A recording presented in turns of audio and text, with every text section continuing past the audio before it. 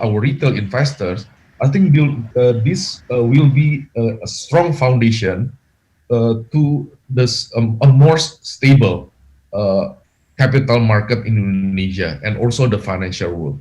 Right. So it created an opportunity, I guess, with the pandemic, right, to grow, fintech to Correct, grow. correct.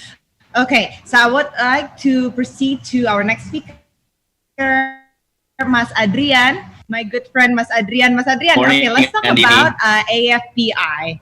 Morning. So, what are the initiatives or programs, I guess, of AFPI and your company, Investri, have implemented in order to support the economy during this pandemic? Sure. Good morning, ladies and gentlemen, distinguished speakers, Pak Kar, Pak Ronald, Pak Herman.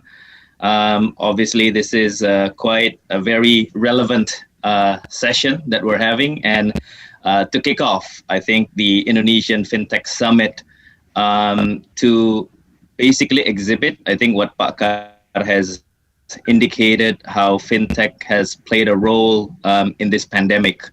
And I think we all realize that this pandemic was slightly different compared to the crisis of '98, compared to the crisis of 2008, obviously because of the pandemic itself. And I think one contrast that I see for myself, based on what I've gone through in '98, 2008, when I was in banking, actually the small, medium enterprise has been hit quite hard. And this is some interesting statistics that I picked up through our discussions with Mandiri Institute recently. It says that about 66% of SMEs are still operating in a restricted manner, given the pandemic, given some areas are still on a lockdown. Even Jakarta is still on a limited lockdown. And amongst about 40 to 50% or 45% have indicated that they only have cash flow for the remaining 3 months, right?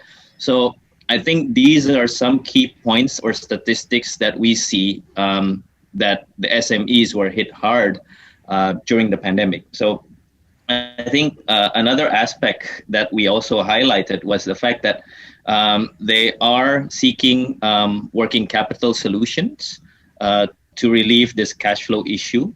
And also, we found, based on the survey that was done by Mandiri, about 57% of the respondents are actually looking at digital solutions as a means to not only access capital, but also as a means to operate their business, because many of them are working from home, many of their staff are working from home. So now they're being digitized or being forced to be digitized. And I think this is very relevant that the SMEs are looking at this pandemic to accelerate this digitalization, which is very important, right? And so I think the AFPI, or Indonesian Fintech Lending Association, we are an association consisting of 156 fintech lending platforms that are registered and licensed through OJK.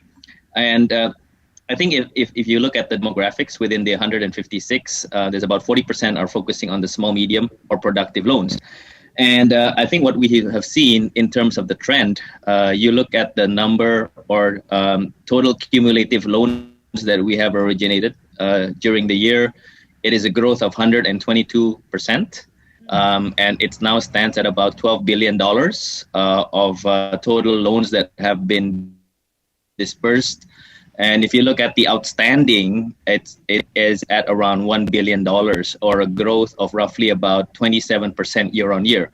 So what that is indicating is, despite the pandemic, despite the conditions of the economic recessions, fintech lending players are still facilitating or supporting the SMEs in terms of the loan working capital solution, because we understand this is challenging time for the SMEs. And again, the challenge of the SMEs to seek formal financing from banks remains a challenge, especially at these times. Right. So I think that is how we have played a role in terms of the industry-wide, that if you look at the numbers, it is still double-digit growth despite the pandemic. And relatively been able to manage the NPL level as well. So that also highlights the importance of managing the growth as well as the risk.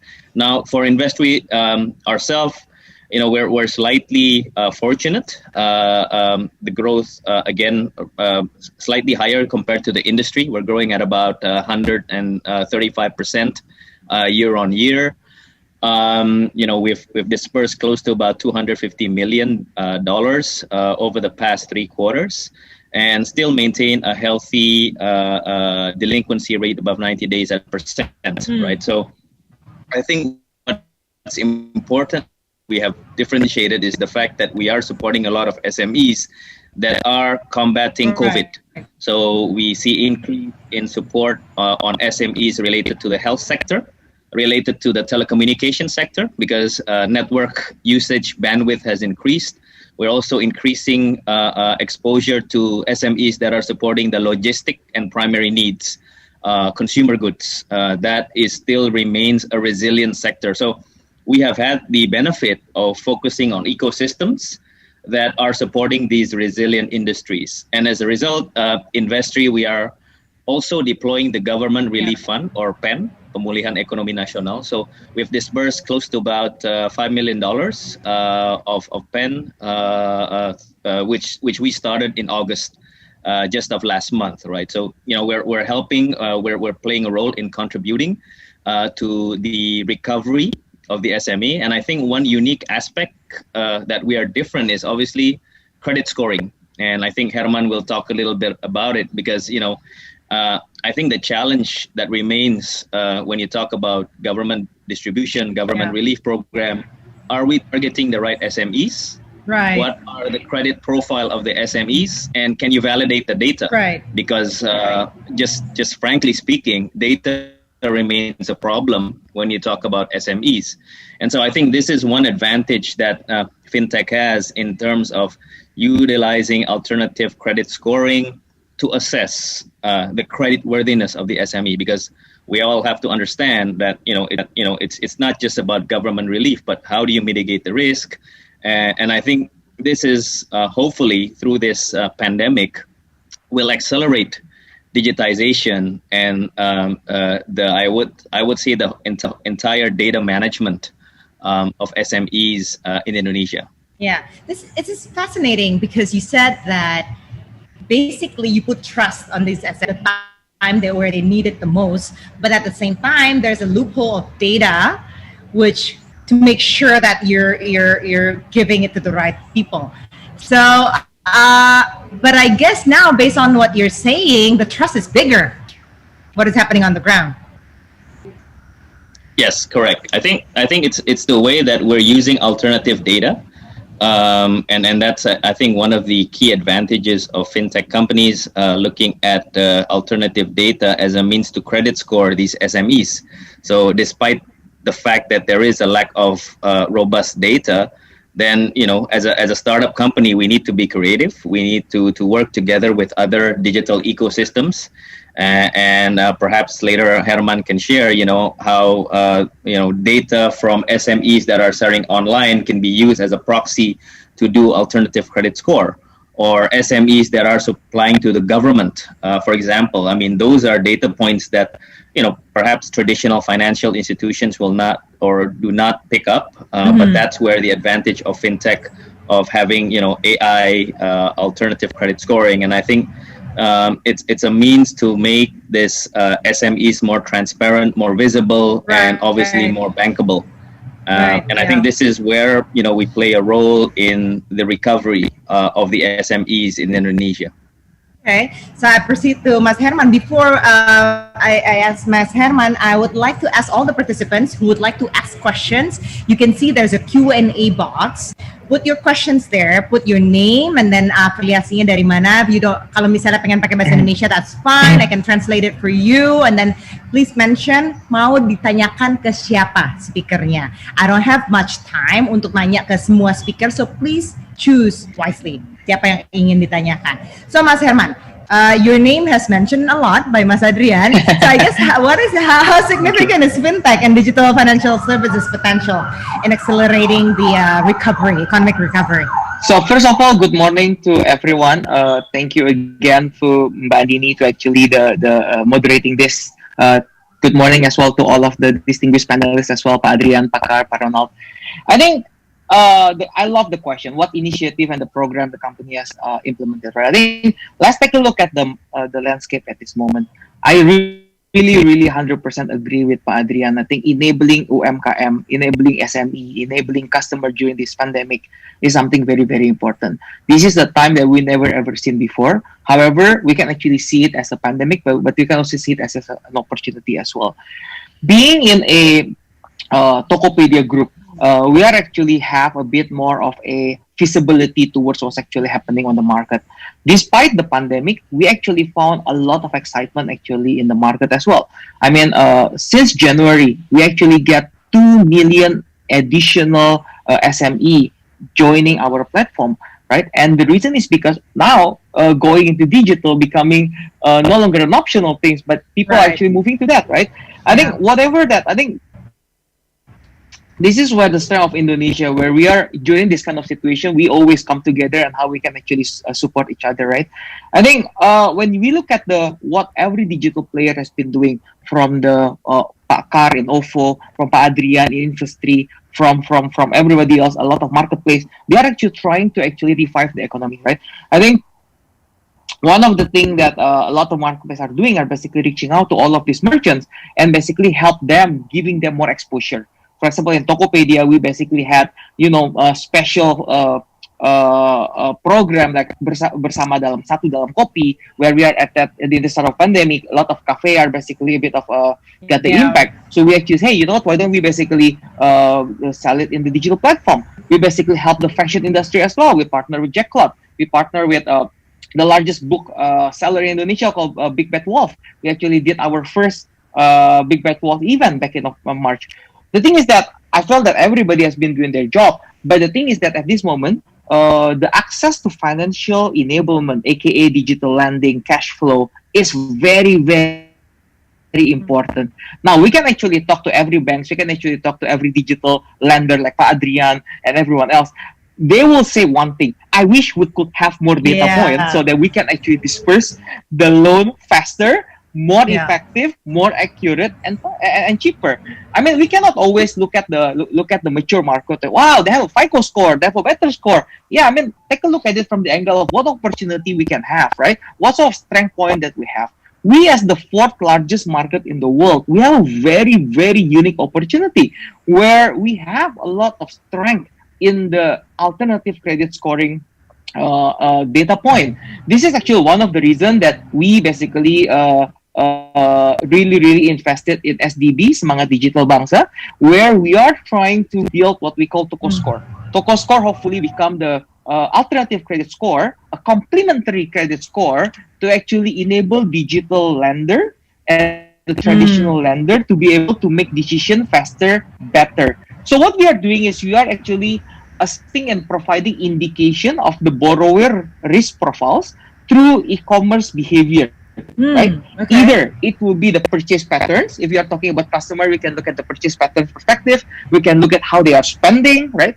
The other part as well, if you are a seller or a merchant, we can actually see how good they are, how responsive they are to the customer, how good of their customer service they are. We know their books, we know how much transaction they have, what sort of transaction they do, how much purchasing they do. I think hopefully that with that we can actually build a complementary ability to enable the digital and traditional lender. So by the end of this year, we are going to release our version 3 of the Topo Score. Yes, we have been doing two Okay. version already. And hopefully in the version 3, we are actually adding 30% more data thickness. And the goal is that we can actually increase 50 to 60% of the predictability. And we are Wow. hoping that, through technology, right? Through technology, advanced technology that we have, machine learning, data science, and everything else, we are able to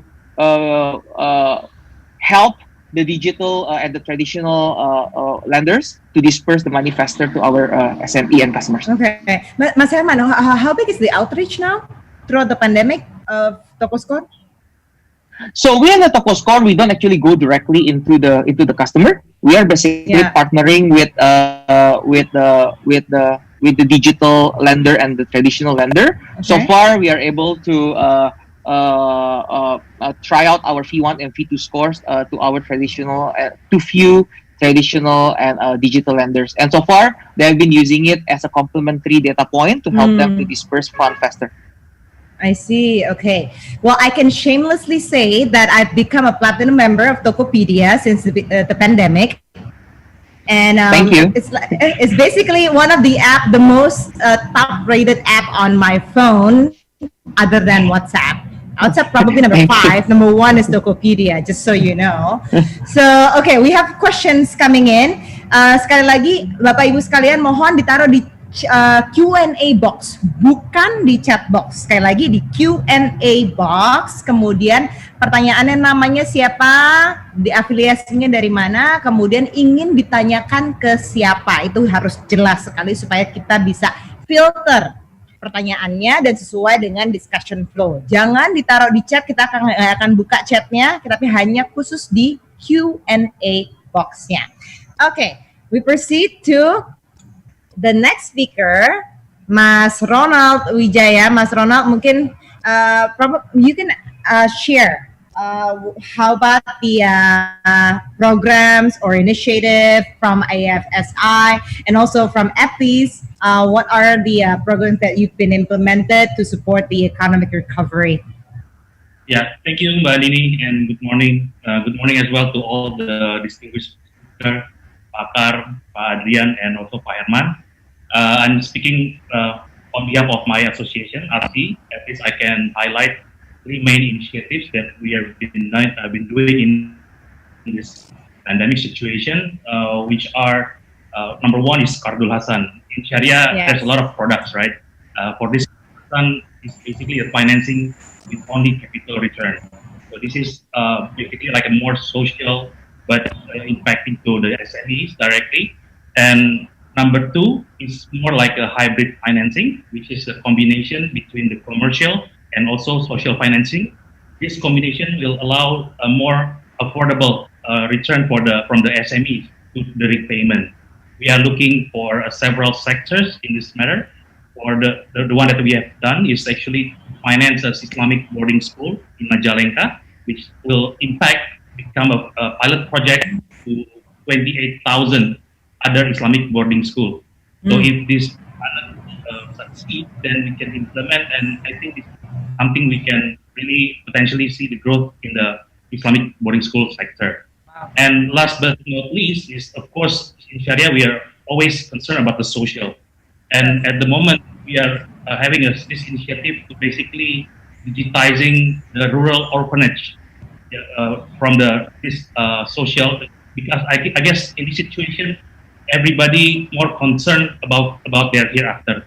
So they are more looking for this social initiative, right? Yeah. And I think to help this orphanage to have a better education, what do you call it? Put them into a more digitizing online education, it will be a big supporting for the economy. Thank you. Right. Maybe you can also share about EPIS. What are the initiatives or programs that you've been doing throughout the pandemic? Yeah.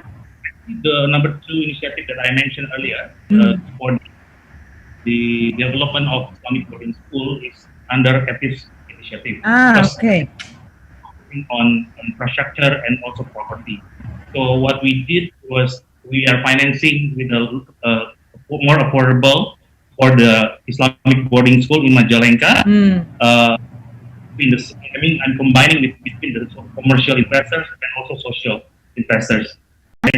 And this is to build their new building that can cater the next trend. Because during the pandemic, as everybody learning from home. Right. So it's the perfect to build all this infrastructure.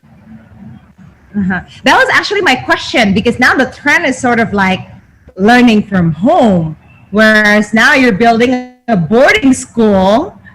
So I'm surprised that it's still lucrative, you know? Yes, it is indeed. Because we are looking at their data as well. At the moment, in the other region, they still, having a growth in terms of their new enrollment. Everybody expect that after the vaccine is found and distributed, I think the panic will go much lesser. people can adapt the new normal more adaptive. Right. Interesting.